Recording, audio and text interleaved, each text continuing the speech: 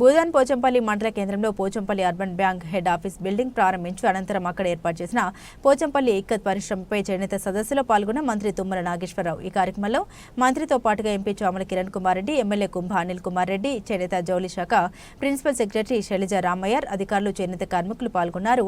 అనంతరం పోచంపల్లి చేనేత సదస్సు కార్యక్రమంలో మంత్రి తుమ్మల నాగేశ్వరరావు మాట్లాడారు. నా మిత్రుడు అనిల్ కుమార్ రెడ్డి, ఎంపీ ప్రిన్సిపల్ కార్యదర్శి పద్మశాలి ఆప్తులకు ధన్యవాదాలు. ఈరోజు Pochampally head office urban bank ప్రారంభించడం జరిగింది. పోచంపల్లి అర్బన్ బ్యాంకు తెలంగాణ రాష్ట్ర వ్యాప్తంగా 11 బ్రాంచ్లతో 400 కోట్ల టర్నోవర్ ఉండడం చాలా గొప్ప విషయమన్నారు. పోచంపల్లి బ్యాంకు తెలంగాణ మొత్తం వ్యాపించాల్సిందిగా కోరుకుంటున్నామని అన్నారు. ప్రభుత్వ పరంగా పోచంపల్లి బ్యాంకుకు సహాయం చేయడానికి సిద్ధంగా ఉన్నామని తెలిపారు. కేంద్ర ప్రభుత్వం నుండి చేనేత కార్మికులకు వచ్చే ప్రతి పథకాన్ని అమలు చేయాల్సిందిగా పోరాడతామని అన్నారు.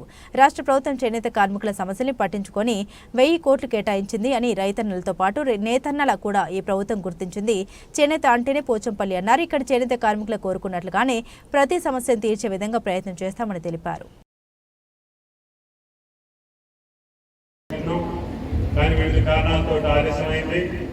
ఈరోజు తప్పనిసరిగా వస్తామని చెప్పాం. రమేష్ గారి యొక్క పిలుపు మేరకి, ఆయన కొంగర భాస్కర్రావు గారి యొక్క తలంపుకి, ఆయన యొక్క కృషికి ఏదైతే ఆ బ్యాంకును ఓపెన్ చేసి ప్రారంభించి చేనేత కార్మికులకు అండగా ఉండాలని ఆ మహానుభావుడి యొక్క సంకల్పానికి నిజ స్వరూపం ఇచ్చినటువంటి రమేష్ గారికి, వారి యొక్క బ్యాంకు యాజమాన్యానికి, సిబ్బంది కూడా ధన్యవాదాలు తెలియజేస్తున్నాం. ఎందుకంటే 6.5 లక్షలతో ప్రారంభించబడ్డటువంటి కోఆపరేటివ్ అర్బన్ బ్యాంకు పోచంపల్లి ఈనాడు 400 పైసలకు కోట్లతోటి ఈరోజు సుమారు 1,00,000 మంది సభ్యులతోటి విరాజిల్లుతుంది. అది ఇంకా 11 బ్రాంచ్లు ఈ సంవత్సరం ఓపెన్ చేస్తామని చెప్పి రమేష్ గారు చెప్పారు. అది చేనేత కార్మికులు ఉన్నటువంటి మొత్తం తెలంగాణ ప్రాంతానికి విస్తరించాలని, అది ఆడికి అండగా ఉండాలని రమేష్ గారు యాజమాన్యం యొక్క కృషి, భాస్కర్రావు గారి యొక్క తలంపుకి తలమానికంగా ఉండాలని చెప్పి ఆ బ్యాంకుని ఆశీర్వదిస్తున్నాం.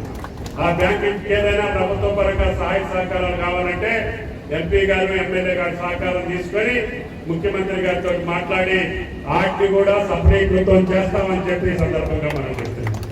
ఎట్లాగో పోచంపల్లికి వచ్చాము.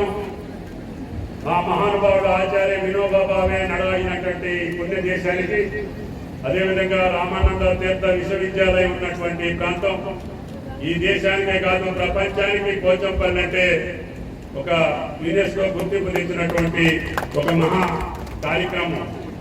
ఈ పుణ్యభూమిలో చేనేత కార్మికులను కలవాలి, వారి యొక్క విజ్ఞప్తి వినాలి. దీనికి సంబంధించినటువంటి కార్యదర్శి గారు కూడా ఉంటే, ఆమె గారికి సుదీర్ఘ అనుభవం ఈ శాఖలో ఉంది కాబట్టి ముఖ్యమంత్రి గారిని అడిగి ఆ స్కీములు సజావుగా నడవాలన్నా, ఆ కార్యక్రమంలో చేనేత వర్గాలు సుఖ సంతోషాలతో ఉండాలన్నా శైలజ గారిని మళ్ళీ ఈ శాఖకి ఇవ్వమని చెప్పి అడిగాం. ఆమె పెద్ద మనసుతోటి దేవాదాయ ధర్మాదాయ శాఖ ఉన్నప్పటికీ ఈ శాఖ ఆమెకి ఇష్టమైనటువంటి శాఖ. ఆమె అనేక పథకాలను ప్రారంభించి ఎన్నికల ముందు కొన్ని నడపడానికి ప్రయత్నం చేశారు. కానీ ఆ ప్రభుత్వంలో పూర్తి సహాయ సహకారం అందలేదు. కాబట్టి ఆమె గారిని పెడితే ఆ పథకాలన్నీ కూడా చేనేత వాళ్ళకి అందుతాయని చెప్పి సదుద్దేశంతో ముఖ్యమంత్రి గారు మళ్ళీ ప్రిన్సిపల్ కార్యదర్శిగా ఆమె గారిని ఇచ్చారు. అదేవిధంగా మన ఎంపీ గారు ఉన్నారు. ఈ యొక్క జౌళి చేనేత కన్సల్టింగ్ కమిటీలో కేంద్రంలో ఆయన సభ్యుడు.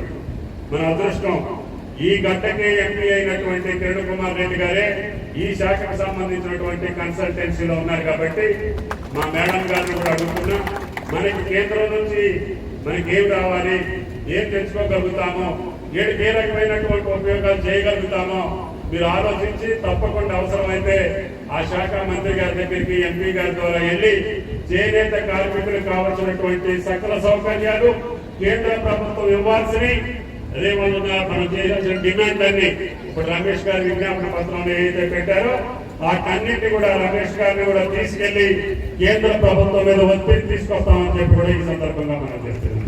రాష్ట్ర ప్రభుత్వం పక్షాన ఈ యొక్క శాఖకి బడ్జెట్ కేవలం 250 కోట్లు. కానీ మనసున్నటువంటి ముఖ్యమంత్రి, ఈ శాఖ పట్ల అభిమానం ఉన్నటువంటి ముఖ్యమంత్రి, మీ శాసనసభ్యులు, ఎంపీ, ఇక్కడ ప్రజాప్రతినిధులు, మీ యొక్క సంఘ నాయకులందరూ పదే ప్రభుత్వం మీద ఒత్తిడి తీసుకొచ్చారు.